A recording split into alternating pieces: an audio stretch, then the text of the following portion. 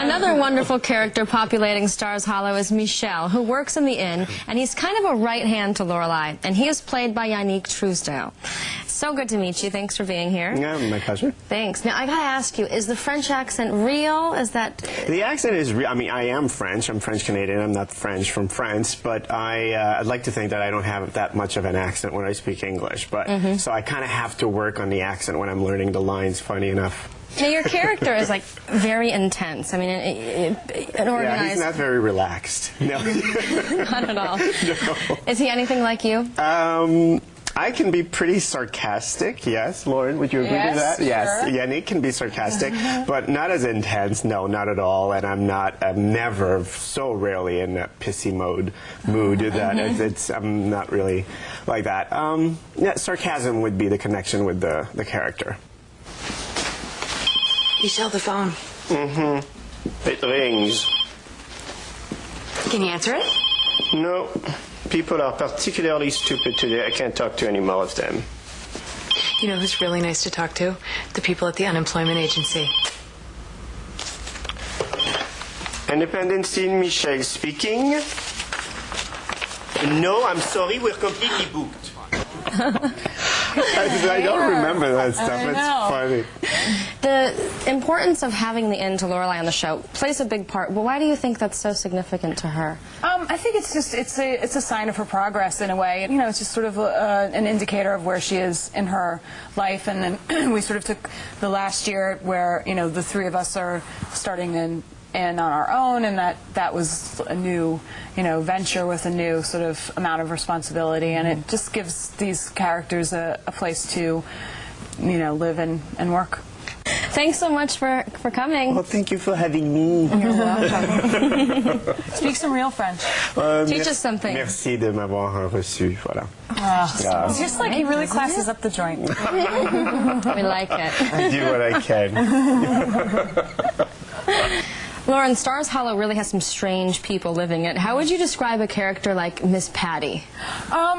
Miss Patty is just one of the real, anchors of the town. She's someone who knows everyone, knows everyone's business, has sort of a mysterious, dramatic past that she sometimes refers to, and is really a friend to our family, and the best dance teacher in all of Connecticut. Rory, honey, how are you, sweetie? Great. Miss Patty, this is my dad, Christopher. Your dad? Nice to meet you. You're Rory's father. Well. You know, Christopher, we're all like Rory's parents around here, and I'm one of her mothers. And since you're her father, well, that would make us a couple. Couple of what? I don't know. Okay, well, we gotta be going. Yes, well, come back and see me. I will. I am now pleased to introduce two of the wonderfully quirky characters who live in Stars Hollow.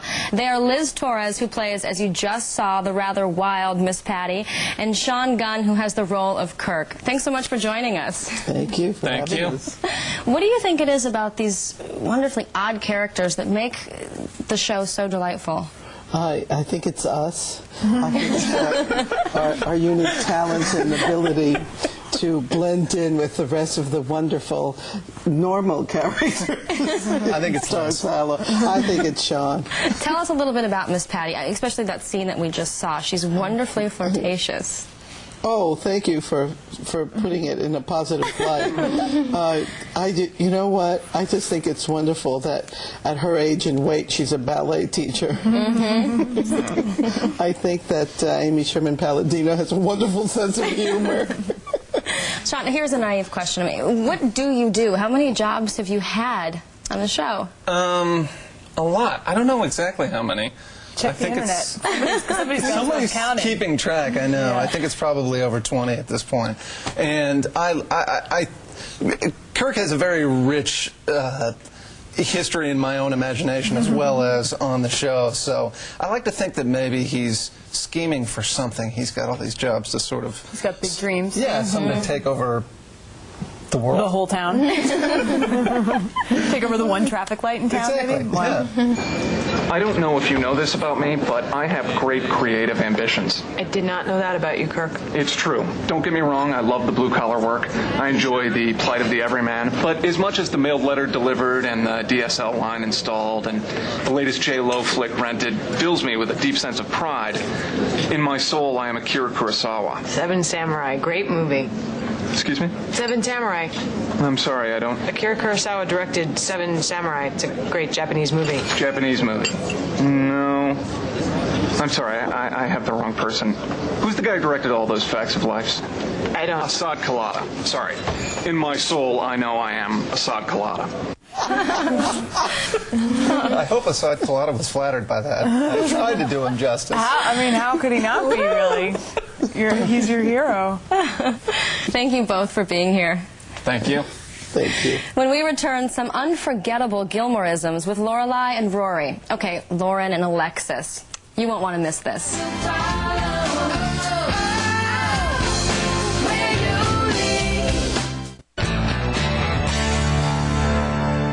Now, one of the favorite parts of the series is just the fast-paced dialogue. I mean, I know that most one-hour shows are like 55, 60 pages, and the script, I'm told, is like 80 pages long. I mean, that's a lot of dialogue. How does that work? How do you get it all in? How do you memorize it? I mean, the timing is brilliant. You get used to it, though. You just become really receptive to the material, and it just becomes part of your daily thing. You just absorb all this information really quickly and then kind of spit it out. Mom, I'm getting married. I'm an idiot. And you know, as my mouth was opening, my mind was screaming, don't do it, I mean it, you'll regret it. But did my mouth listen? No. No. And it opened, and the words came out, and Emily was Emily, and my mouth was stunned. And my mind said, I told you so. And then my mouth got mad, because no mouth likes to have its nose rubbed in it. And now my mind and my mouth aren't talking. It'll be weeks before we get the boys together again. Your mouth has a nose? I don't know how you both learn all those lines. There must be some hilarious outtakes of mess-ups and blunders. I mean, you guys must have a lot of fun shooting that stuff. I don't know how hilarious the reality should be, because it's a race in a way, and if you get to the end of a huge speech and then you make a mistake, and you're going to have to go and do, we do so much that's one long take, and you kind of really can't make a mistake, so it's challenging. That's tough. But I think there's also a lot of tender moments and warm moments that really keep everyone sitting on the edge of their seat. I mean, can you recall any really special moments that the two of you shared? There's so many. I mean, I think hopefully there's a show, where we connect. I mean, the show is really about, this relationship, so we hope there are many to choose from. Do you know what I think? What? I think you're a great, cool kid and the best friend a girl could have. Back at you. And it's so hard to believe that at exactly this time, many moons ago, I was lying in exactly the same position. Oh boy, here we go. Only I had a huge fat stomach and big fat ankles, and I was swearing like a sailor. On leave. On leave, right. And there I was. In labor. And while some have called it the most meaningful experience of your life, to me it was something more akin to doing the splits on a crate of dynamite. I wonder if the Waltons ever did this. Oh, that's so sweet. So many great moments like that. Yep. Well, I can't thank both of you enough. I have enjoyed so much getting to know you, and I think I know more now about the Gilmore Girls and both of you than I had expected. I really appreciate you both being open and sharing all the insights. It's been a blast. Thanks. It's a nice opportunity for us to look back at all our former hairstyles. Yeah. Exactly. I'm Brooke Merck. Thanks for watching, and take care.